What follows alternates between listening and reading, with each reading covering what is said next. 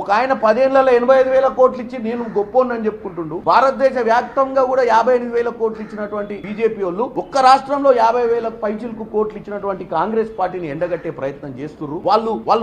వాళ్ళ స్కీమ్ లో వాళ్ళు అమర్చిన విధానాన్ని మనం అమర్చి ఉంటే ఈ రోజు ఇంత డబ్బు ఖర్చేది కాదు. మనం ఈ రోజు ఏ ల్యాండ్ అయినా కల్టివేషన్ చేసి పడని భూమి, రియల్ ఎస్టేట్లు ఆల్రెడీ నాలా కన్వర్షన్ అయిన భూములు, వ్యాపారం చేసుకోబడుతున్న భూములు, వ్యవసాయం చేయని భూములు అన్నింటినీ తీస్తే ఇవాళ 20,000 కోట్లు తెలంగాణలో ఖర్చు జరిగింది. ఎందుకు జరిగింది? కేటీఆర్ గారు అది చెప్పరు మీరు. ఎందుకంటే అది చెప్తే తెలంగాణ ప్రజలు మనకు ఉమ్మేస్తారు మన మీద. 20,000 కోట్లు ఎవనప్ప సొమ్ము అని చెప్పి మీరు ఆ రోజు రియల్ ఎస్టేట్ భూములకు, రోడ్లకు, బిల్డింగ్లకు, పడవడ్డ భూములకు ఇచ్చిర్రు. చెప్పండి, దేనికి ఇచ్చిర్రు? మీ మిత్రుల వాళ్ళు ఇలా చిత్తశుద్ధితో రైతు అనే ఒక వ్యక్తికే న్యాయం జరగాలి, మన కాడ అంత డబ్బు లేకున్నా రైతు అనే వ్యక్తికే న్యాయం జరగాలని చేస్తే మీరు చెప్పింది ఎంత, మీరు ఇచ్చేది ఎంత, మీరు అది ఇచ్చిర్రా?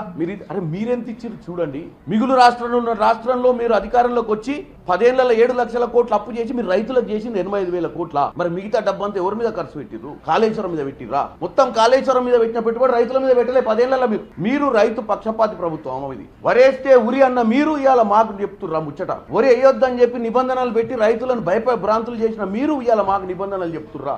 ఈ ప్రభుత్వానికి చిత్తశుద్ధి ఉంది. ఇంకా 4 ఏళ్లు ముందుకు పోవాల్సిన అవసరం ఉంది. ఈ 4 ఏళ్లలో మేమేదైనా మొదటి సంవత్సరంలో చేయలేని ఉంటే క్షమించాలని కూడా కోరుకుంటున్నాం. ఎందుకంటే ఇది కావడానికి కారణం కూడా గత ప్రభుత్వ పాలనని. మేము అధికారంలోకి రాకముందు, సెక్రటేరియట్ పోకముందు ఎన్ని కోట్లు అప్పు చేసిరో కూడా తెలియని దరిద్ర పాలన వాళ్ళు చేసి చీకటి జీవోలు ఇచ్చి 1000 కోట్లు దండుకొని పోయారు. ఇవాళ నిన్ను ఎంక్వైరీకి పిలిస్తే 55 కోట్లు అప్పడంగా నీ అయ్యా సొత్తు అని చెప్పి అకౌంట్లోకి వెళ్ళి ట్రాన్స్ఫర్ చేసినందుకు నిన్ను ఈడీ వాళ్ళు పిలిపిస్తే ఈ డ్రామాలా? నన్ను పిలిస్తే లబో దిబో అని ఆడదాని లెక్క ఏడుస్తున్నావు రోడ్డు మీద పడి. నన్ను లోపలికి పిలుస్తుర్రు, నన్ను గేట్ కాడ ఆపుతుర్రు, నన్ను గిచ్చుతుర్రు, నన్ను కొరుకుతుర్రు, నా అంగి గుంజుతుర్రు.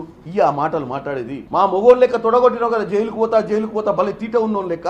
నేను ఒక్కటే చెప్తున్నా, మాటలు మాట్లాడటం కాదు, చేతలలో చూపి పిలిచినప్పుడే ఎంక్వైరీకి పోవాలి. ఎందుకంటే నువ్వు చేసింది ఏం పతివత పని కాదు. 55,000 కోట్లు పబ్లిక్ పైసలు నువ్వు చెయ్యాలంటే అది కేబినెట్ మీటింగ్ ఆమోదం ఉండాలి. దానికి ఒక ముఖ్యమంత్రి చైర్మన్ ఉంటాడు, హెచ్ఎండిఏకు ముఖ్యమంత్రి చైర్మన్ గారు అనుమతి, మిగతా మంత్రులతో చెప్పి చేయాల్సిన పని నువ్వు చెప్పకుండా చేయకుండా ఇక జీవితాంతం మేమే ఉంటాం అధికారంలో. ఇక లెక్కలు చూపించాల్సిన అవసరమే లేదు. తెలంగాణ ఇష్టం ఉన్నట్టు దోసుకోవచ్చు. తెలంగాణను కిరాణా షాప్ నడిపినట్టు గల్లపెట్ట ముందు కూర్చొని గల్లపెట్ట ఓపెన్ చేసి ఎవరికి ఇవ్వాల్సిన పైసలు అలా ఇచ్చుకుంటా ఓ కిరాణా షాప్ నడిపినట్టు కాగితాలు లేకుండా.